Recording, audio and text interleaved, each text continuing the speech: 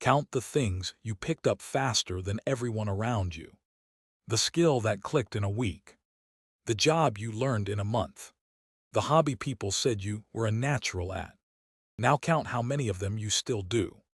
If the first list is long and the second one is short, you've probably explained it. You said you got bored, got too busy, decided you knew when to move on. But there's another explanation, one that says you're quitting and your talent aren't two separate facts about you. They're the same fact. Fast learners don't usually quit because what they're doing stopped being interesting. They quit at the exact moment their speed stops being visible. Here's why and how to know if it's you. There's a brief window at the start of almost any skill where progress is impossible to miss. You sit down to your first guitar lesson, and you're already changing chords cleanly by the end of class, while the person next to you is still hunting for where to put their fingers. You pick up how a new system works at your job, and you're explaining it to your team before the week is out. In that window, other people can see exactly how fast you are, and they tell you. The feedback you get in that window is specific. Not you worked at this, you're a natural. Not you were consistent, you just get it. Ability praise is different from effort praise. When people reward you for what you are, rather than what you did, you start to build your identity around the speed itself. Being fast becomes the evidence that you're good at this. The beginner stage, where a complete newcomer can see measurable progress almost every single day. It starts to feel like proof of something permanent about you. And it goes in like a pin into a board. For a while, this was accurate. You really were ahead. The fast identity was built on real results. Think of a musician who learns their instrument faster than everyone else in their class. They land the solo. They get recommended for the recital. Their peers start asking them for help. The identity, the one who just gets it, becomes something other people reflect back to them. It feels true, because in that room at that stage it is.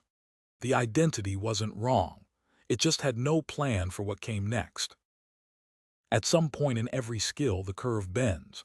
The early stage, where progress is fast and obvious, gives way to a middle stage where improvement is real, but slow and mostly invisible to other people. You practice for an hour, and you're almost exactly as good as before. You put in 2 weeks, and you're still in the same approximate range. The feedback loop that used to confirm who you were has gone quiet. For an ability-based identity, that silence has a specific meaning. It doesn't mean you're in a normal part of learning. It means you might have found your limit. So you slow down. You start finding reasons the skill isn't quite right for you. The timing, where it would take you, the fact that something else has your attention. These exits feel rational, most of them are. Except they always happen at exactly the same moment.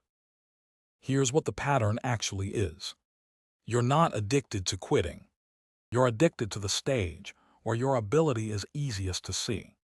You keep starting new things, excelling immediately, earning the natural label, because that stage is where the identity is most secure. Quitting doesn't just prevent failure. It prevents something more specific, the discovery that your limit exists further ahead than you've gone. You stop at the top of the visible range, so the limit stays out of sight, so the identity stays intact. Every new skill is another lap at the beginning. The tell isn't that you quit. Quitting can be the right call.